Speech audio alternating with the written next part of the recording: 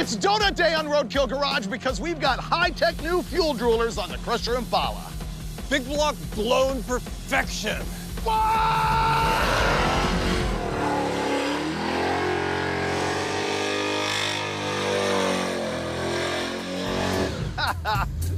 This thing's great.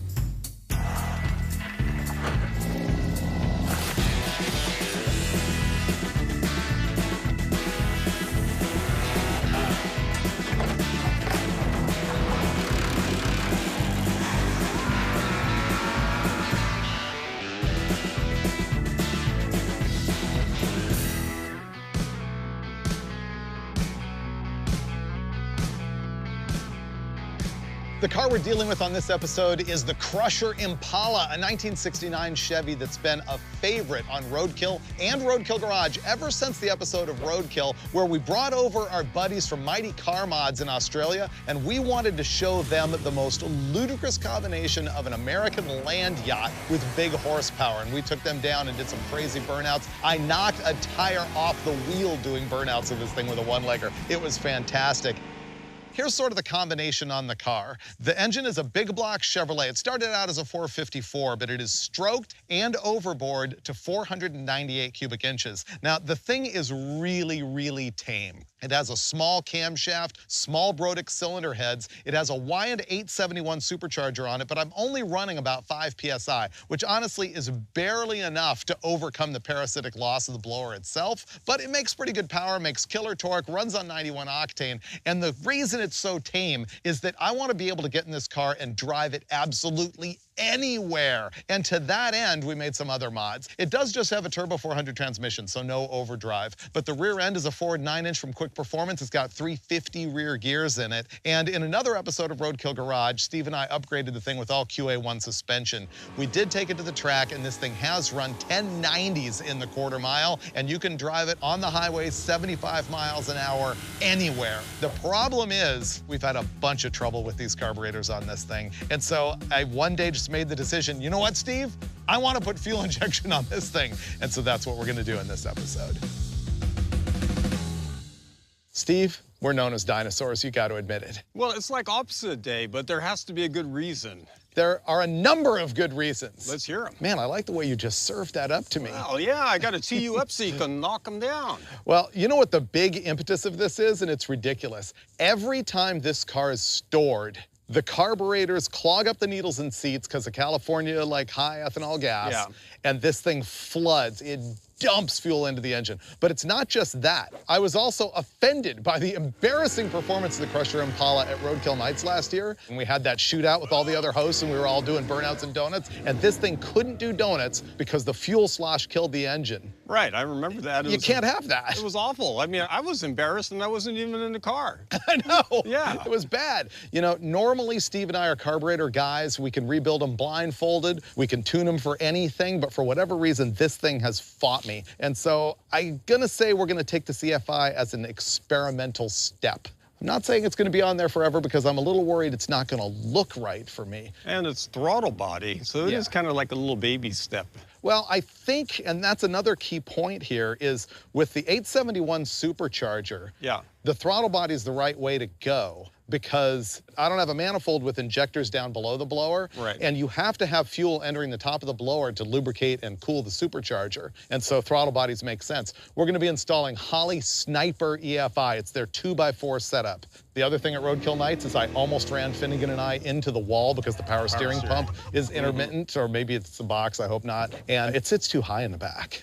It's coilover, right? Yeah, so we just got to adjust that down. Yeah. So that's what's going to go on in this episode. But first we have to drive from here over to Hot Rod Ranch in Lompoc, California, where we're going to be wrenching on this thing. Should I see if it starts? Okay. Think it's running good? All of a sudden it's running pretty good. How are we going to know for sure?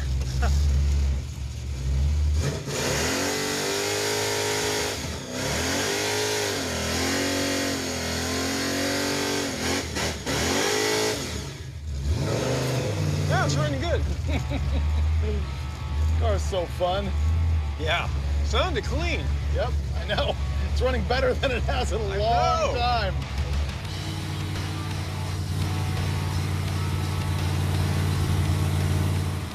this car's just awesome.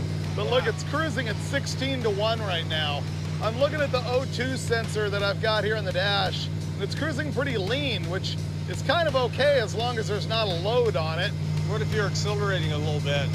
Let's see what it does. Let's see where the power valve opens right there. Oh, yeah. And now it's cruising at 11.8. Will the EFI be able to match the performance of the carburetor? That's the question.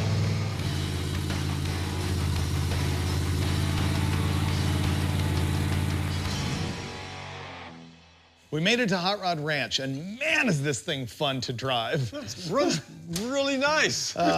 Annoyingly, it ran better than it has in a long time. There's nothing wrong with these carburetors right now. I think you're right, I seem a little bit irritable. It's because it runs so good, and we're about to change it. First thing we're gonna do is remove the hood just so you can see better what we're about to do.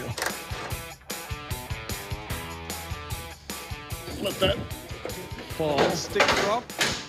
Oh my gosh. It's gonna be really hard to say goodbye to all of this stuff. It's so nice and retro correct. I did all of this when I was the editor of Hot Rod Magazine and when this engine was initially in my Crusher Camaro. That yellow car, it was super cool with this engine in it. So we're gonna go from like 70s looking greatness to more modern greatness and hopefully running a little bit more efficiently. Our process here is going to be removing the carburetors and linkage and everything, and initially we're gonna install 2 Holley Sniper throttle bodies. These are like the self-learning kind of EFI. You can use them as a single 4-barrel on a regular 4-barrel intake manifold. They also sell the 2x4 kit, which is what we are using. And later on in the episode, we're gonna have to do a little bit of wiring, upgrading the fuel system, stuff like that. All right, out with the carburetors, in with the throttle bodies. 1 carb off. There we go, simple as that. So this is a Roots supercharger, positive displacement blower. Basically, it rotates, and there's 2 rotors inside that rotate like this, and they compress air to the outside of the case and shove it in the engine. Basically, because you're shoving more air into the engine, you can burn more fuel, and that makes power. People think boost makes power. It's actually the extra fuel that makes power. The carburetors are off, and we're gonna get right to the visual part and bolt on our throttle bodies. On this setup, there is a dedicated front throttle body and a rear one. The rear one has got all of the stuff on it, all of the plugs and wires and the idle air control motor. All of the computer stuff and all of the sensors that it's gonna use, with the exception of coolant temperature and oxygen sensor, are built into the throttle bodies, so that's kind of cool.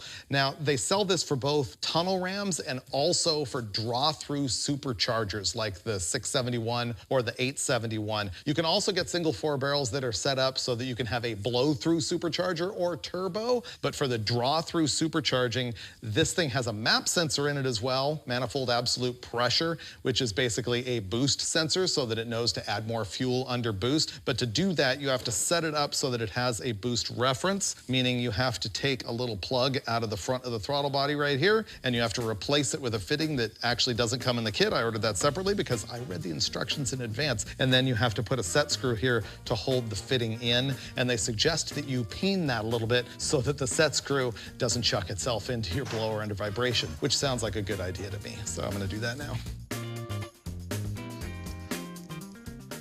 What do you think? How does it look, Steve? It looks fantastic. You think so? Yes. All right, you have to have the rear throttle body tell the front one what to do. So you plug in the injector harness on each side.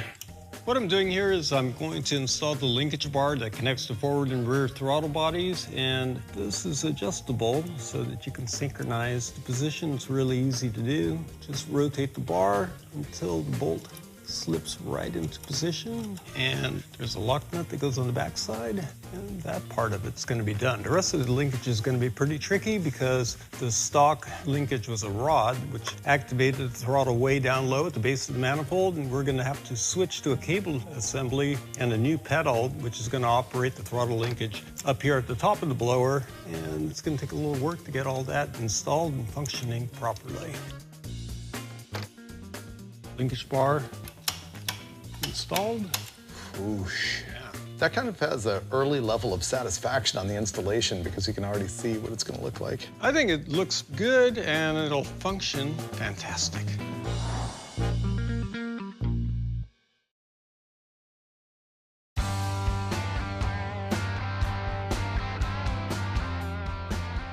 Steve's wrapping up the throttle linkage. Now let's get into the fuel system. Anytime that you're changing from carburetors to EFI, you're gonna have to up the fuel pressure. As an example, my carburetors are running at 6 PSI, and Holly recommends that the Super Sniper goes up to 58.5 PSI.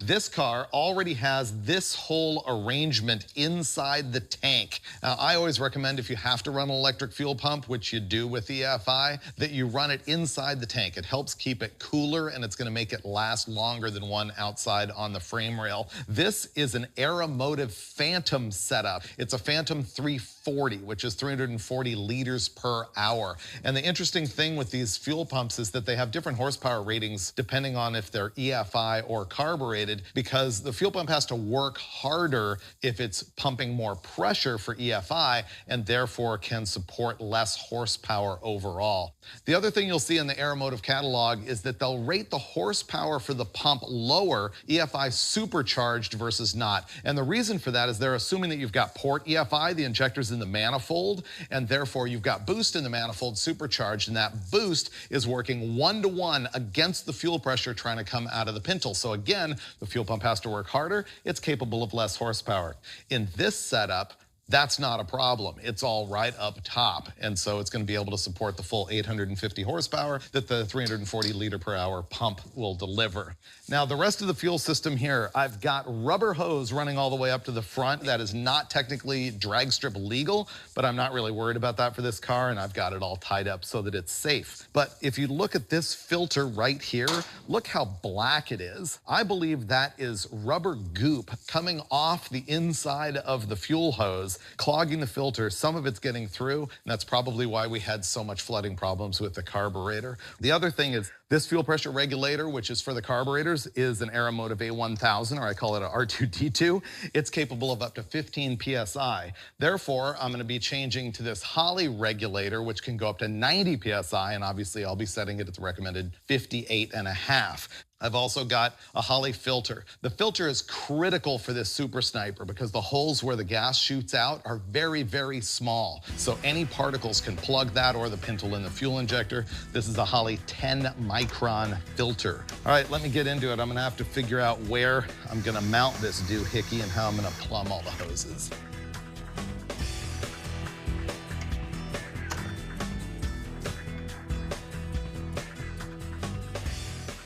What I've done is I removed the stock pedal assembly. I've got this aftermarket unit, which uses a cable, which gives us a lot more flexibility as far as routing. I've located where I want to mount this. I've got to drill a couple of holes, bolt this up. Then I'll drill a hole for the cable to come through the firewall and set it up to mount in the proximity of the throttle bodies. Get that all hooked up and adjusted, and then we'll have go pedal.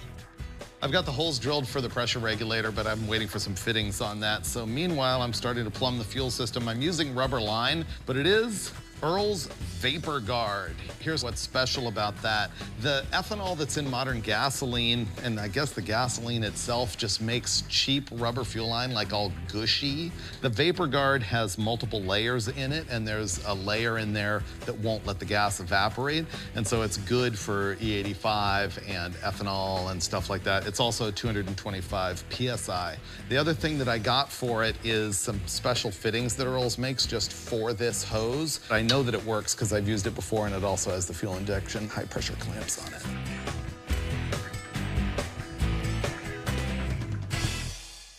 I just dialed in the fuel system. We put the new regulator on here. This is -8 in, and then it has a -6 that's splitting into each one of these. Steve finished up the linkage and the cable and the pedal. Now that we're done with all the sort of mechanical part of it, we're moving on to electrical.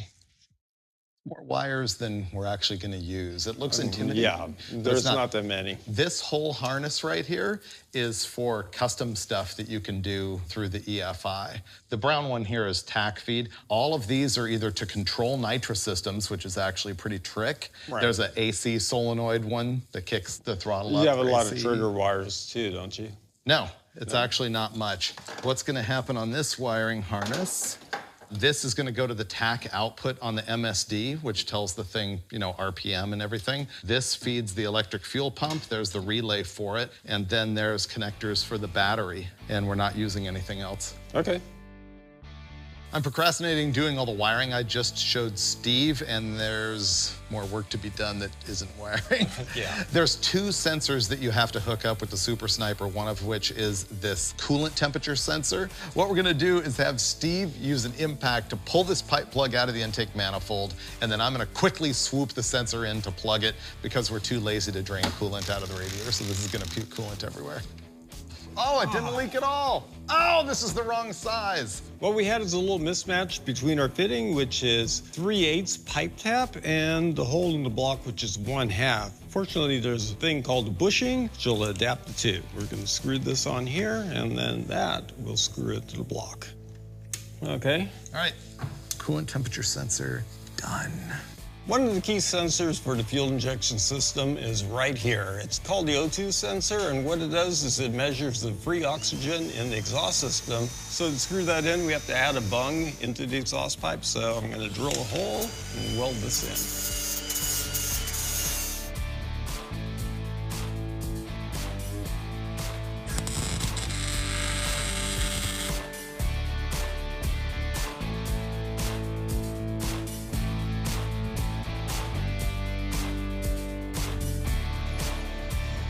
The bung is done.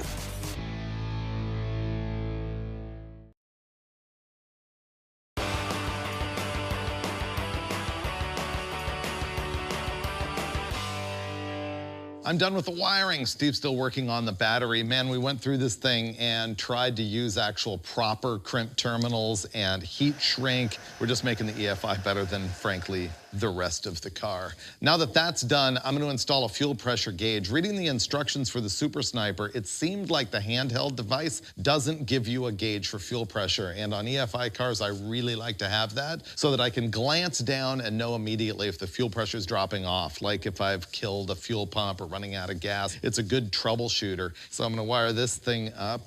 The wiring's all done. The next thing that we have to do is find an ignition wire that's hot while cranking. A lot of the wires that come out of the fuse block will go dead while the engine's cranking, but then the EFI won't fire. So, you ready for that? I think I have our likely candidate. Is it hot while on? Yes, hot now. Ready for cranking? Crank away.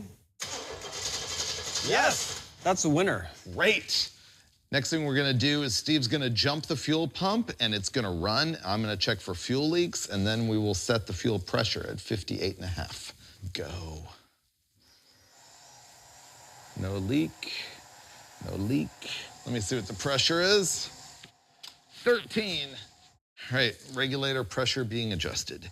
I can just do this and adjust it while you look at the gauge.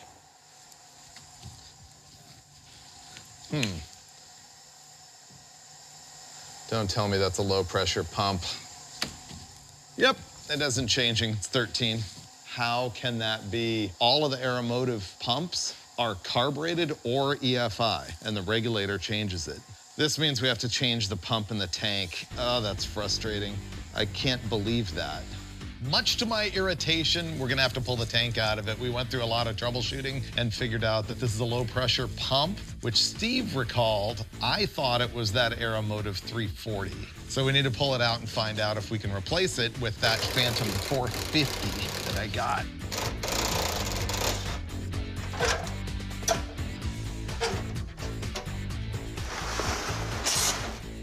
As soon as Steve gets this rubber hose off, this is ready to come out.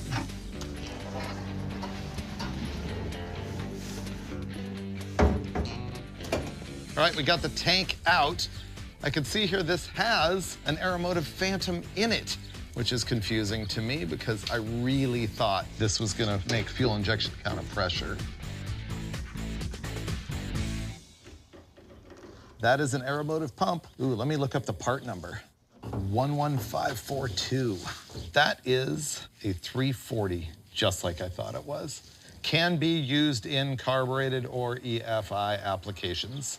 One of the things we noticed on the old housing that routes the fuel outlet and return and all of that is right on the outlet side, on the inside of the tank, we have this apparatus that's not evident on our new one. And it looks like it's a bypass valve. So this must have been a device for operation with the carburetor, which prevents too much fuel going downstream to the regulator or too much fuel pressure going downstream to the regulator. And this probably would have worked if we took this out and put a pipe plug in it, as we have in the other one.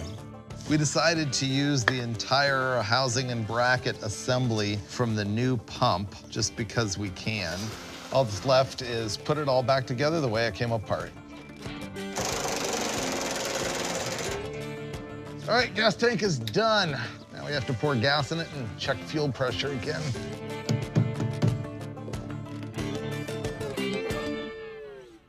One more time, fuel pressure. Okay, here goes, contact. 49, 50, 51. What do we want? 53 and a half, 52, 53, 54. That's good. Fixed. All right. Oh. It worked. Yep, I think absolutely what it was what you spotted, which was that bypass in the other pump. It was like an adapter for carburetors. Yep. All right, lock that down. Next thing, I have to walk through the handheld and tell the computer what to do. Then we should be starting it. Remember, the deal with the Super Sniper is that it's designed so that you don't have to use a laptop to get it running, but you do have a little handheld device, and you need to give it some parameters so that it can actually fire up. It's really easy to do. You go into the setup wizard, you have to tell the thing like your engine displacement, what camshaft you have, which ignition system you're using, and then it sets up a base just so that it can get it running. And after that, you go through and set some other stuff. I've got the setup wizard done, and they say that if I turn the key, it's gonna start. Ready, Steve? Freiberger, start that engine. If it fails, it's gonna be because the battery voltage is only 11.7, which is the Roadkill standard. Here we go. 9 volts.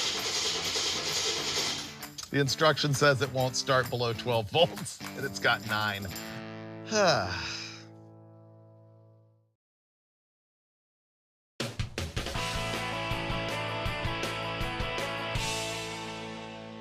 Last night we were trying to fire up our EFI and we only had 9 volts. Hopefully that was the problem. This morning we have a brand new battery. I hope it runs. Check fuel pressure too. Pump, 54 PSI. That should work. That doesn't start, Steve. No way. Okay, so it fires but doesn't keep running. It lasted a little longer that time. All right. We went for initial startup and it cranks and it fires and immediately dies. And the thing we're guessing is that we were like so super excited about firing it, we're ignoring the voltage thing again. The problem is we don't have an alternator that functions, so we're gonna go ahead and change that. The problem I see forthcoming with that is it's a 1-wire alternator that needs to self-excite, which means it needs to rev up to about 3,000 RPM to start charging. And at this point, we're never gonna get there. But there's no downside to changing the alternator, so that's what we're gonna do. Okay, let's see.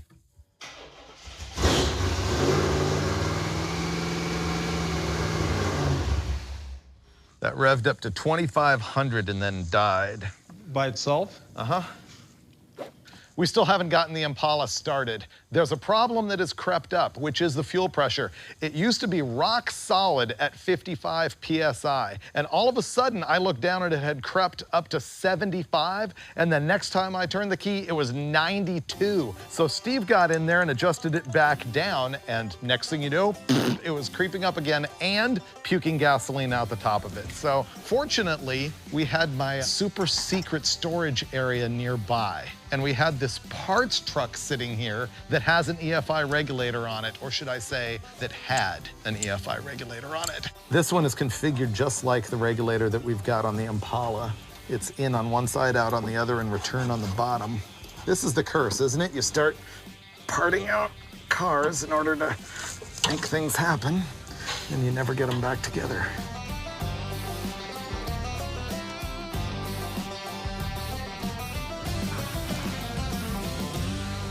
Regulator's all installed. In the muscle truck, this was set at 45 PSI, but this will probably be different because it's a different pump. So I'm gonna hop in and have Steve adjust it and check it, and hopefully it doesn't leak, and hopefully it's the solution to our problems. 51, 52, 53. Okay. Ready to start? Start the engine, Freiberger.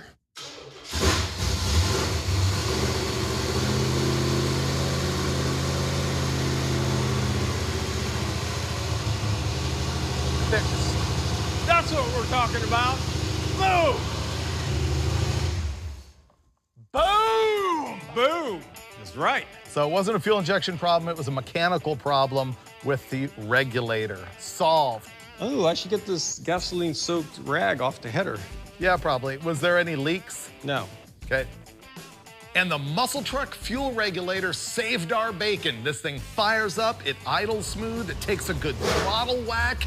The last thing on that is gonna be to go drive the thing around, let it self-learn, and also do some more things on that handheld, but we'll get to that. First, the problem with the power steering on this thing is that that pump just groans constantly. So I'm gonna make Steve fix that. And then I have a new disappointment for you over here. I'll tell you about that in a second. Our old power steering pump was groaning all the time when we were trying to turn the wheel, and it wouldn't apply power steering. So we've got the old pump off, and we've got the new pump here. The difference is the pressure relief valve is a different fitting.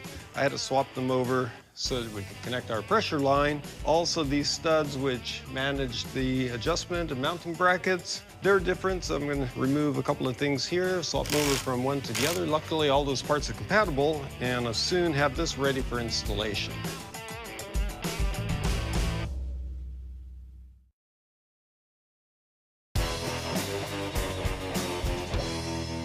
Fans of the Crusher blown big block Chevy that was in the Crusher Camaro before this and that now resides in the Crusher Impala, I realize that the gold Moroso stamped aluminum valve covers are a signature of this engine. The problem is they leak so bad. They don't have enough rigidity to hold the gasket down, and worse than that, this breather right here has no baffle in the valve cover. And so we tie these rags on, it soaks them with oil, it drops on the headers, it smokes. So as much as I hate this, it is going to get some chrome Moroso valve covers. It's not gonna look as cool. However, this is the key right here. These have baffles in them for the breathers, and so that keeps the oil from dumping out. It's also higher on the valve cover instead of down here. So here we go. Goodbye gold stamped aluminum, hello chrome.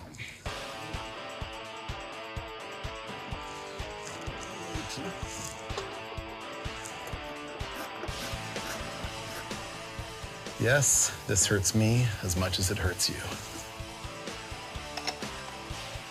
Our to-do list is getting pretty short. What do we have? Oil change, power steering fluid and bleed, spark plugs, rear tires, lower the rear end. That's gonna be a suspension adjustment, and then put the hood on. I guess we're gonna hit the road. I'm gonna start with the spark plugs and then move on to the oil change. That'll take care of the maintenance items. We'll knock this out in no time.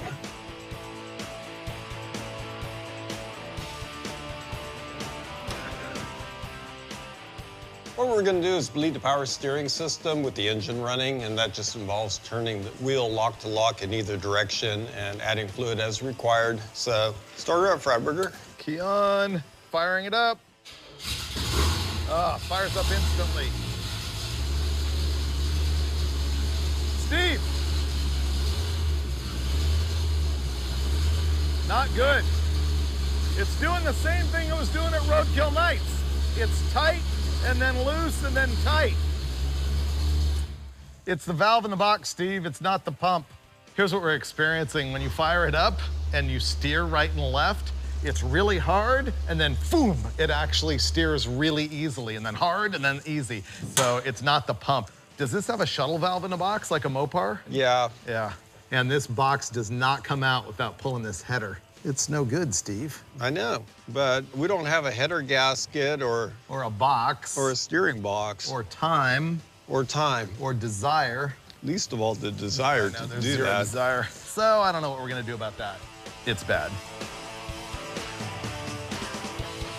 Well, that was disappointing. We changed the power steering fluid and bled it to no avail. It's like got something serious wrong with it. We also got the air cleaners in, oil change, spark plugs. Here's what's left. Rear tires, I want to put taller ones on because these look ridiculous, although it would be good to burn them off. I want to lower the rear end because with the taller tires, it sits like a stink bug and that's no good. We have to put the hood on.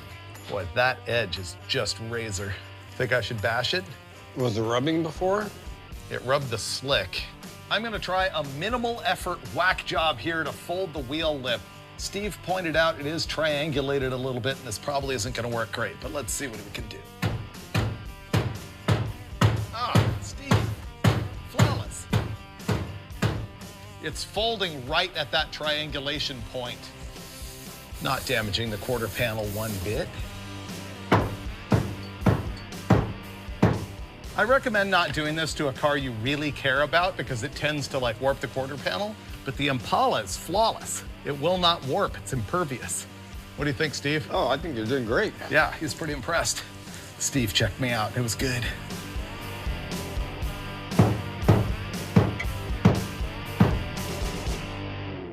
I really want to make this thing lower, and here's how we're gonna do it. It does have QA1 suspension on the back, which is a coilover arrangement instead of the factory coil spring and 4-link. Now, normally you can adjust the ride height on a coilover by changing where the spring seat is to go up and down. In this case, I'm pretty much maxed out on my compression travel on the shock, so I can't go lower with the body without affecting the shock and making it bottom out. Instead, what we're gonna do is leave that overall dimension on the shock absorber the same, but we're gonna move the lower mount down. And so that will effectively move the rear end up, which will lower the car.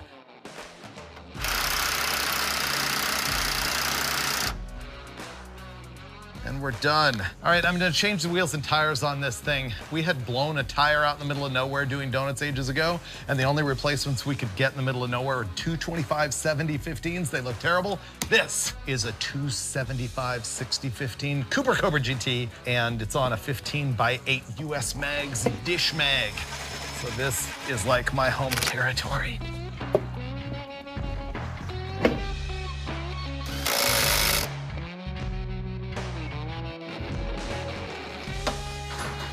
That's it, the car is way lower in the back. As a matter of fact, it might even need to come up on the coilover just a hair or maybe down a little bit in the front. I'm leaving it alone for the rest of the episode because we got a crash tonight, and then tomorrow we'll be driving the EFI for the very first time, finding out if it does more than just idle, and there's a little bit more tuning to do. And my hope, of course, is that it runs and drives seamlessly. It's perfect. It's way better than the carburetors, and most importantly, that it'll do donuts without sloshing and dying. That's kind of where this whole episode started. Man, we got a lot done, Steve. I'm pretty happy.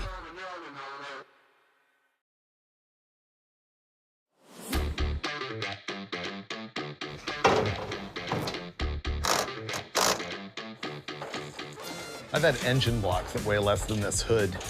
Ready? Yeah. Okay, now we carefully test it so as not to scratch the Impala. It's not gonna bite the fender, is it? No. Hey, we're gonna drive.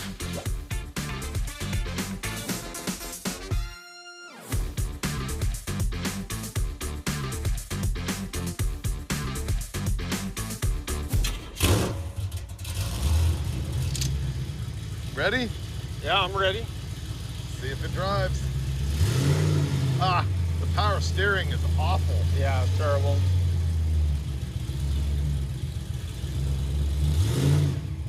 No hot rodding yet, right?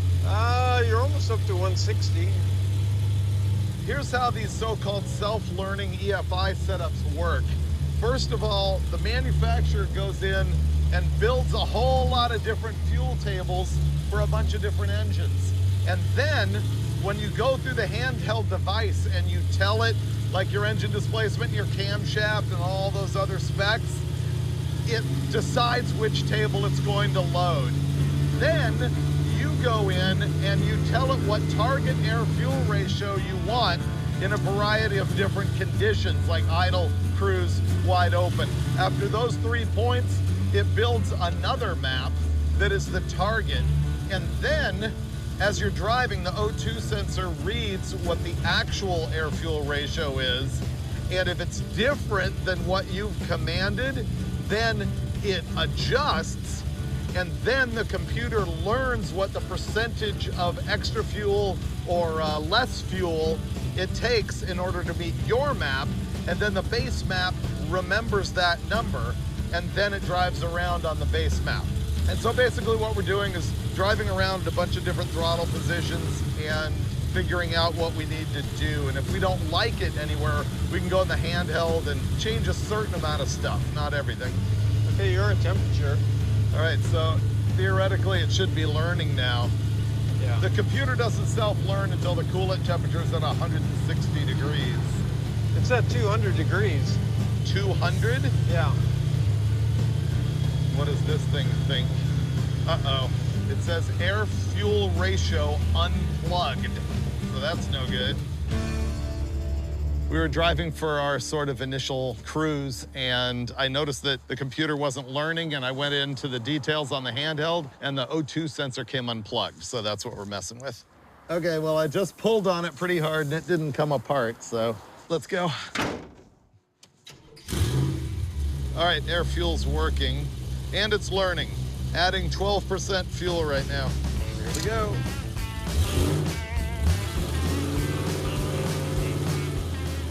Wow, the steering is horrible. Yeah, I know. This says 14.0, now 13.7. I'm comfortable with that for a cruise air fuel ratio. Yeah. You think so? And you can see it went from 14% learning to now it is 0 to -2. Okay. So it actually is making adjustments to the table. All right, I'm gonna floor it third, okay? Yeah. 11.7. Perfect. That's what I commanded.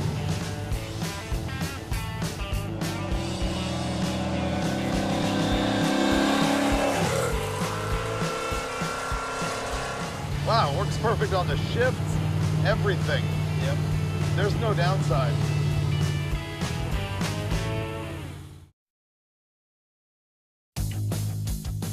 We're almost converted from carburetors except for price and complexity, I would say. I'm done as carb guy. Really? I'm all about the EFI. That's a big statement. Yeah. I'm also super thrilled with the new alternator. Yeah? I'm super thrilled with the new stance. Thing looks wicked. Oh, way better. I don't like the power steering. Well, it doesn't work. It's no good. Yep.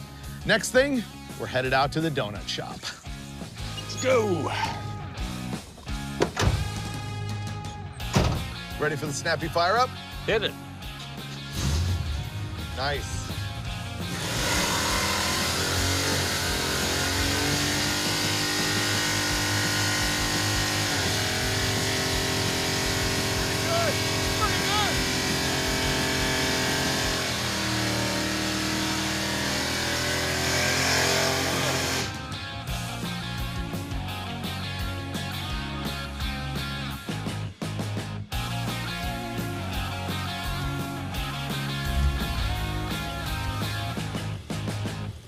All right, Steve, remember my main gripe about the carburetors, which is why I wanted the EFI? Yeah, I mean, we couldn't do donuts in this thing before. It just glug and glug. Exactly. I'm really upset the power steering still isn't fixed, but nonetheless, Can you do a donut? That's my question. I feel like we can.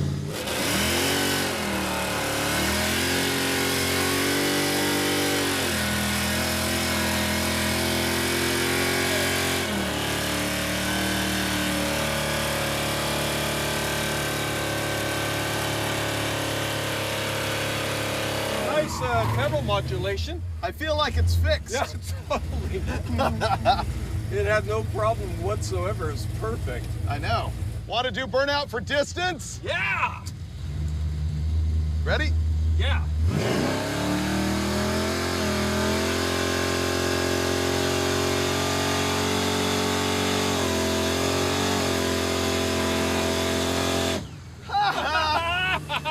This thing goes far. It's It fun. does everything perfectly. Yep. Wow. The EFI is great. Yeah, you can't beat that, man. It's awesome. Everything's still super happy. Yeah, look at that water temperature. It's ice cubes. This is one of our greatest cars. It is. drives them from a roll pretty good, too. Wow, look at the distance. Yeah.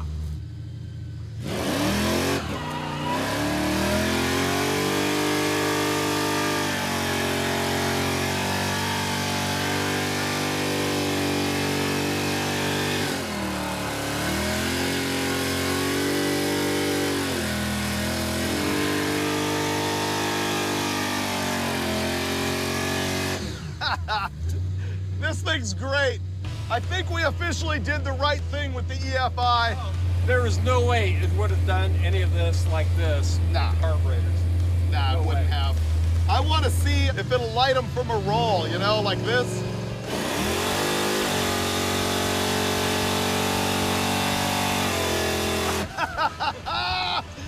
Oh, it's so fun! This thing's awesome, man. Everyone needs a blower. Everyone needs a crusher Impala. Yeah. Look at that, it's not overheating, the oil pressure's great, it's got voltage. If it only had much more solid power steering, we'd have something here.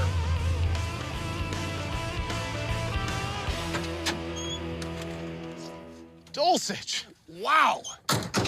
I find it hard to believe, but I have no complaints whatsoever. No, there's no way you could have done those stunts with this car when it had carburetors, because the fuel slosh would just cut out. Proven all fact, the time. flood the entire thing. And I suppose that could have been dealt with one way or another, but this is the best way. You know what?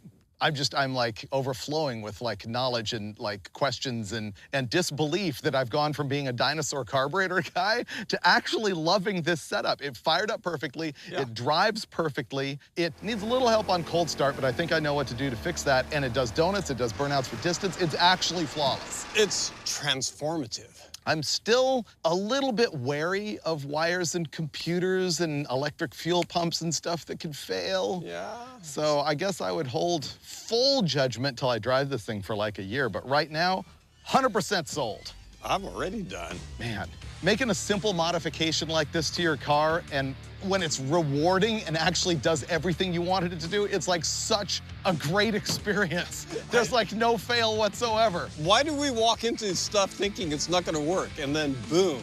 Works perfectly. That's great. Which is not always what happens on Roadkill Garage.